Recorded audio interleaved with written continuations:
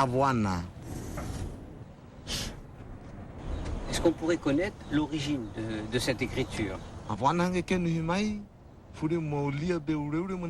Quand le vent créa le son, la langue et l'écriture, il créa aussi le souffle pour envoyer le son dans les 4 directions, le nord, le sud, l'ouest et l'est. Et c'est ainsi qu'est parti le vent à travers le monde. Et c'est ainsi que furent créés le son, la langue et l'écriture. Et c'est comme cela que la lettre A fut créée.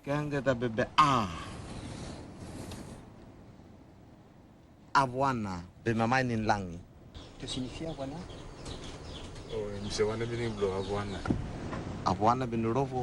Le mot Avoine a donné naissance au mot Avoina, qui veut dire mot dans notre langue. C'est le mot pour le mot. Et voici le dessin du premier mot et du premier dessin. Et c'est donc aussi pour cela que nous l'appelons le premier, l'unique, l'un. D'accord. Et est-ce que vous pouvez nous montrer un autre dessin pour une autre lettre? Je voulais seulement vous en montrer une, c'est tout. Il y en a 38 au total. Tout en les mêmes liens avec notre histoire que la figure d'origine. Car vous comprenez, c'est très important pour nous de garder ça encore secret pour l'instant. Ici, les gens payent pour apprendre à écrire. En vous montrant la genèse de notre écriture, j'ai voulu vous faire comprendre la manière dont notre alphabet a été créé, mais je me suis préparé à ne dévoiler qu'une lettre.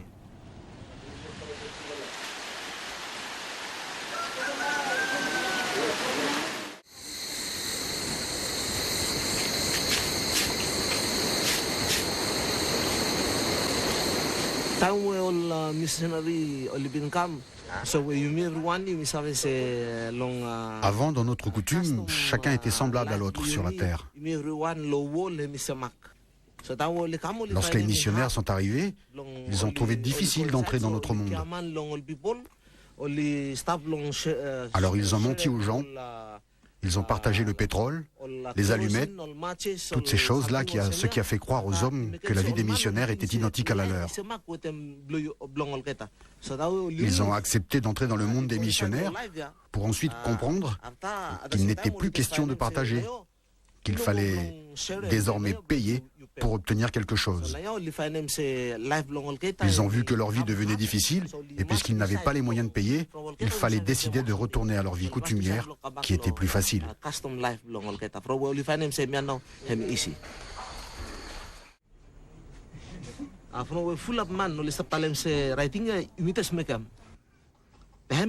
De nombreuses personnes disent que c'est une écriture créée de toutes pièces, mais ce n'est pas vrai.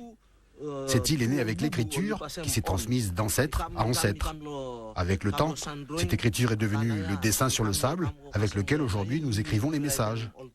Et après, cet alphabet a été stocké comme dans un ordinateur à l'intérieur des dessins sur le sable.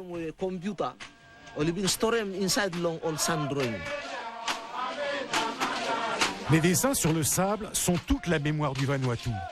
Ces dessins supportent les traditions orales et célèbrent tous les événements, petits et grands, de l'existence, comme par exemple le premier festival de dessin sur le sable jamais organisé dans l'archipel.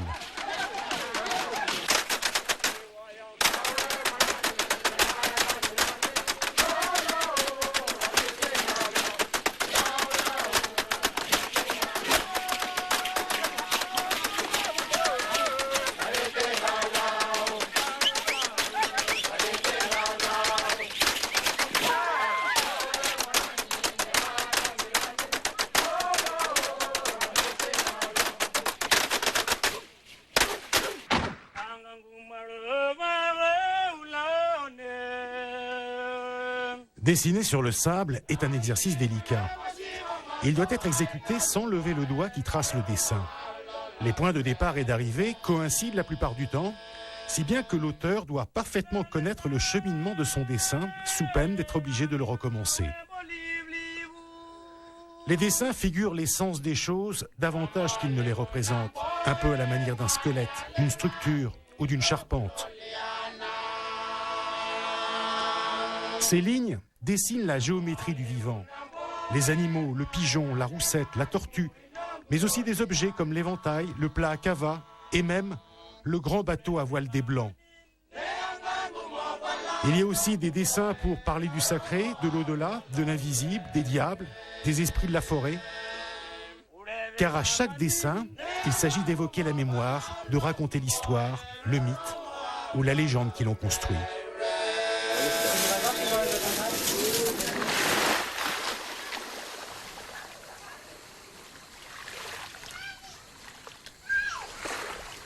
Les histoires des dessins racontent aussi bien des mythes fondateurs que des fables dont la morale ressemble parfois à celle du paradis perdu.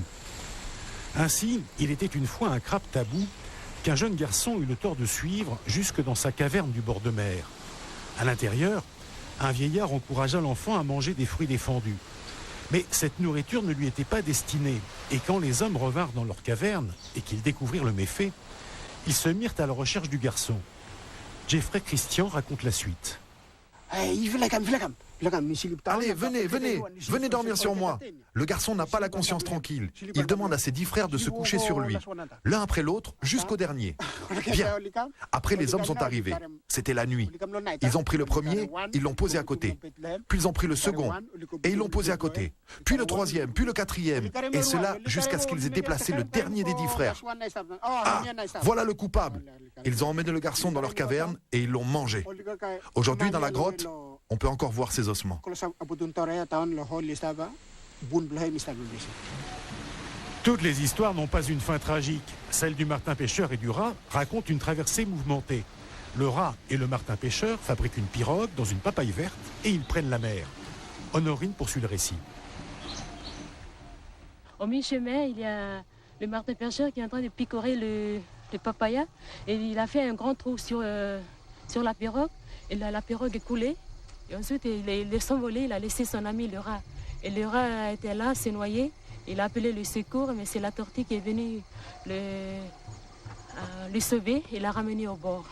Sur le rivage, les pêcheurs capturent la tortue, mais le rat, qui n'est pas ingrat, distrait les hommes en faisant du bruit, et la tortue repart indemne.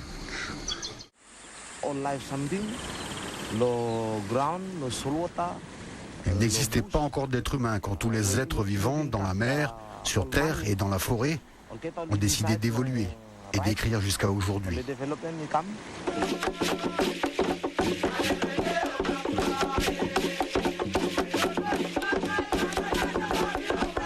Les danses de Pentecôte déroulent un tracé semblable au dessin sur le sable. Le chemin des danseurs figure ce sentier sacré, situé hors du temps et de l'espace où l'homme célèbre la vie. Il se retourne vers le parcours accompli et comme à l'origine des Écritures, le geste précède la parole. Voici exprimé le message premier de la danse par un enchaînement d'allers-retours. Sur les rivages de la Nouvelle-Calédonie et un peu partout sur l'archipel, il existe aussi les traces d'une écriture ancienne gravée sur les rochers. Les Calédoniens les appellent les pétroglyphes. Il existe plusieurs centaines de sites comme celui-ci sur la grande terre de Nouvelle-Calédonie. Et sur chaque site sont gravés de curieux motifs d'apparence géométrique. Des spirales, des cercles concentriques, des croix enveloppées, comme si les auteurs de ces dessins avaient voulu porter dans la roche un message qui aille au-delà du temps. Aujourd'hui, les descendants de ces artistes rupestres ont souvent perdu la mémoire de cette tradition.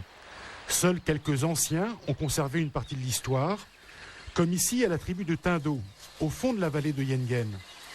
Elia Wimanik Béalo-T1 fait partie de ceux qui ont reçu un héritage, la connaissance des pétroglyphes de l'endroit. Mon grand-père, ils savent lire les pétroglyphes. Mais c'est l'écriture. Mais ça marque le dessous de la marmite. Quand tu poses la marmite dessus la table. Mais tu vois, ça marque le dessin comme ça. Ça fait des années pour arriver là.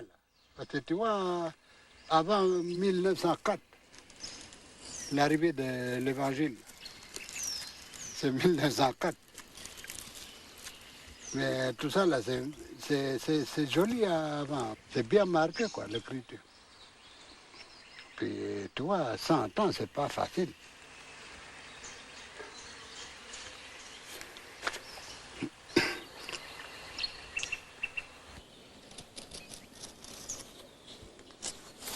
Nos vieux ne sont plus là. Qui c'est qui fait l'explication? Qui? Et tout ça, c'est perdu. Et puis maintenant, la culture, ça se paye la culture. Mais avant, ça ne paye pas la culture. Avant la culture, il n'y a pas de calcul.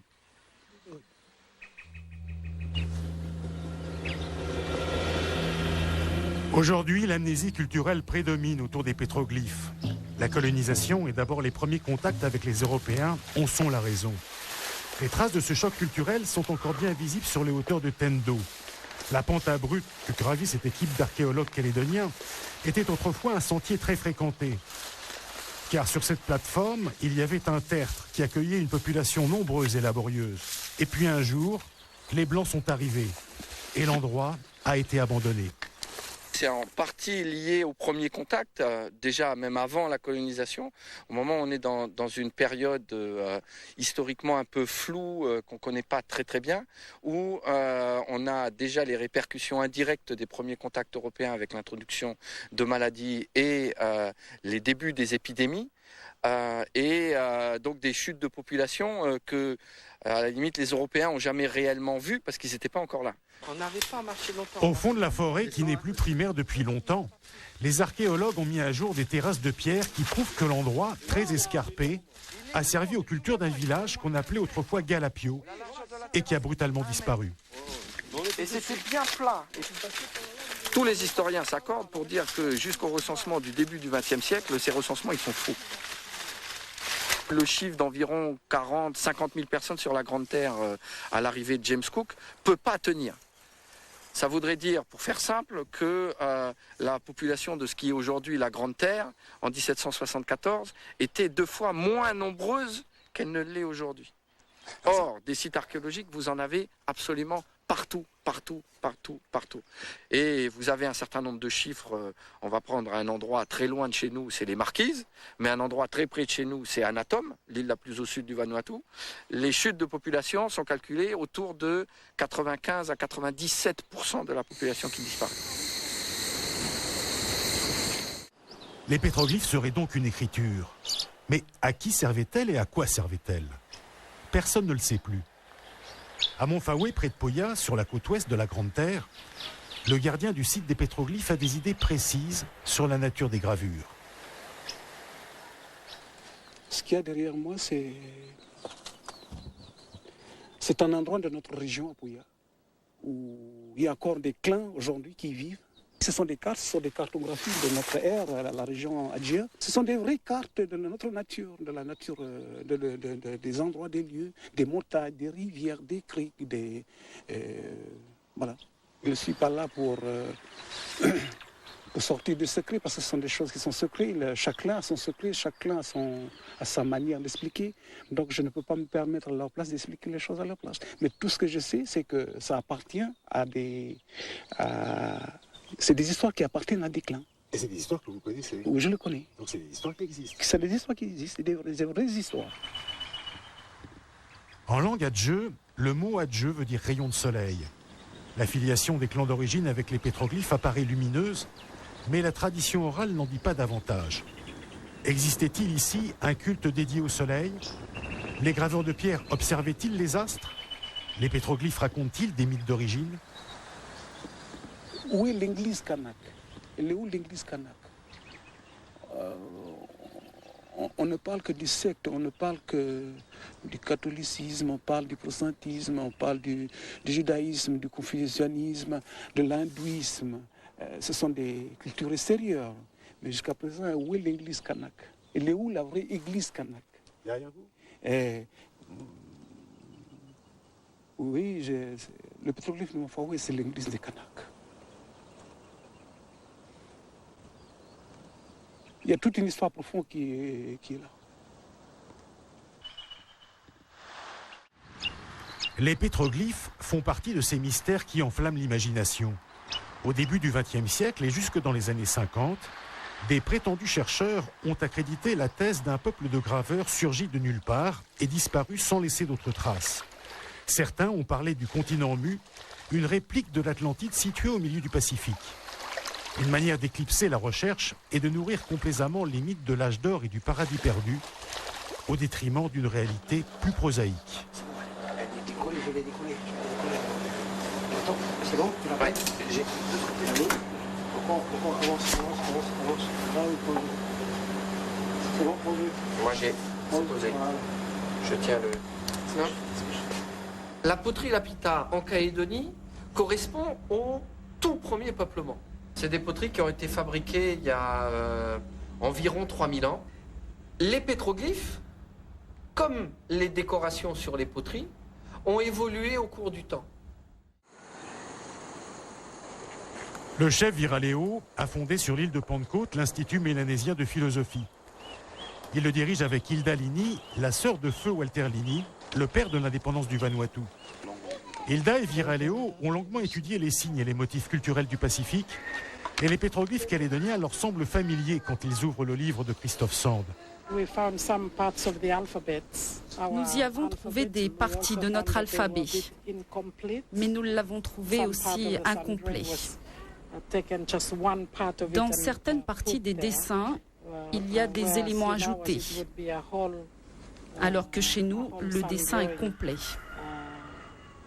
Mais il y a le même genre de symbole. 4 plus avec multiplié ensemble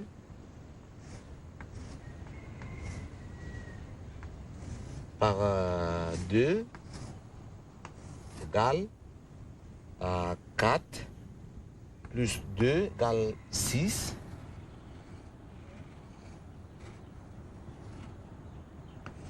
égale multiplié par 2 égale 12. Dans le livre, il est ici, là, c'est la même chose que ça.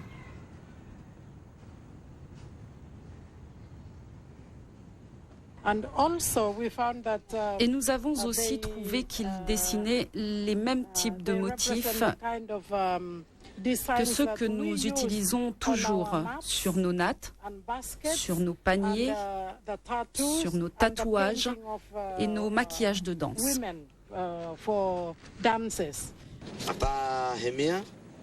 Et puis regardez cette marque. C'est un dessin qui représente une route pour danser. Il y a 2 leaders qui mènent la danse. Ce sont eux qui emmènent les danseurs à chanter et à tourner, à tourner, à tourner jusqu'à ce qu'il n'y a plus de place. Alors, ils arrivent au bout et ils s'arrêtent. L'autre leader, lui, il a fait le tour en sens inverse avec ses danseurs. Il est parti du même point de départ et puis il a tourné, tourné, tourné et avec ses danseurs, ils sont arrivés au centre. Alors, ils font demi-tour pour dérouler la spirale.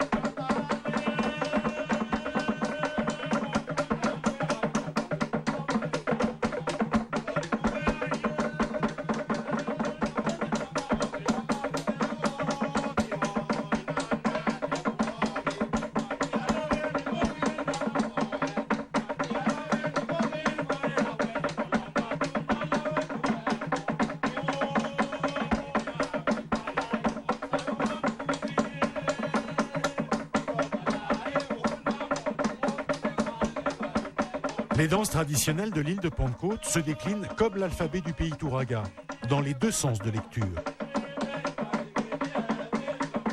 L'écriture commence par le bas et progresse vers le haut, à la manière d'un édifice qui serait supporté par des fondations.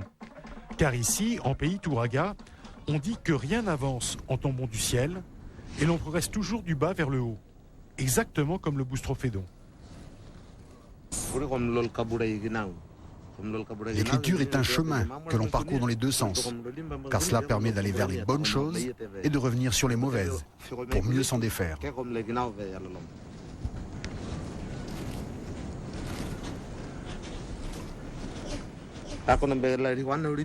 Écrire en sens unique, ce n'est pas apprécier les dimensions de la vie.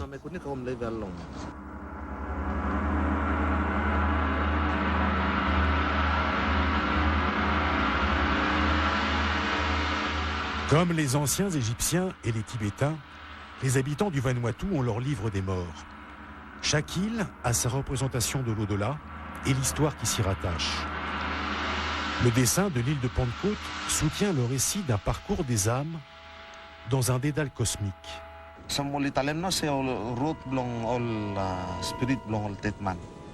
Ce circuit représente le chemin qu'empruntent les esprits des morts. Ce chemin conduit l'esprit du nord au sud, jusqu'à ce que l'esprit trouve le lieu où il pourra se jeter dans la mer.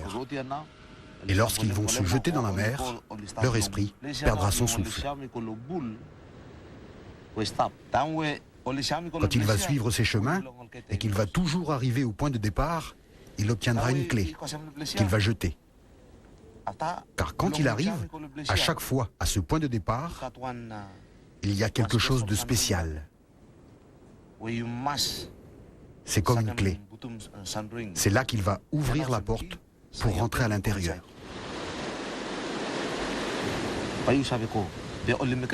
Tu peux rentrer à l'intérieur du circuit, mais les esprits vont t'empêcher de savoir où aller.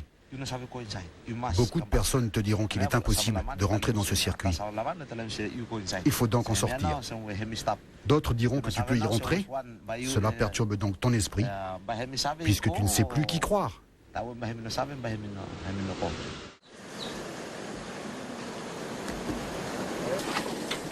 Le chef Viraleo est déjà allé aux Nations Unies pour faire inscrire les dessins sur le sable au patrimoine mondial de l'humanité. Au siège de l'Institut mélanésien de philosophie, il réfléchit avec Hilda à la protection de l'alphabet Turaga.